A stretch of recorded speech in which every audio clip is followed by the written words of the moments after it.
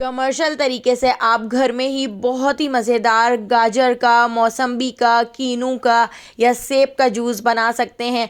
और जब भी बच्चे स्कूल से आएँ तो रोज़ाना 1 गिलास तो बच्चों को आप ये जूस ज़रूर पिलाएं, क्योंकि बच्चे फ्रूट्स और सब्जियां खाने में बहुत तंग करते हैं। तो मैंने यहाँ पर फ्रेश लाल लाल 1 किलो गाजरें ले ली हैं, जिनको मैंने इस तरह से क्यूब्स में कट कर लिया है।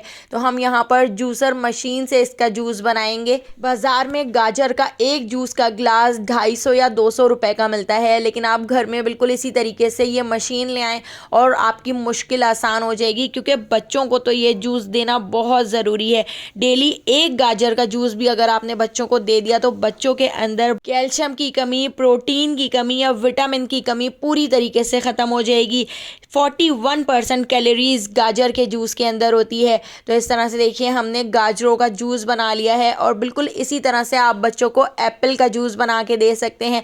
तो इस मशीन में बहुत ही आसानी से हम एप्पल का जूस भी बना लेंगे। एप्पल के जूस का भी 1 गिलास 200-250 रुपए का मिलता है। गाजर या सेब के जूस में थोड़ी सी चीनी और थोड़ा सा लेमन जूस ऐड करेंगे तो आप यकीन करें बच्चों को इतना पसंद आएगा कि बच्चे रोज़ाना स्कूल से आकर तो 1 गिलास ज़रूर पिएंगे।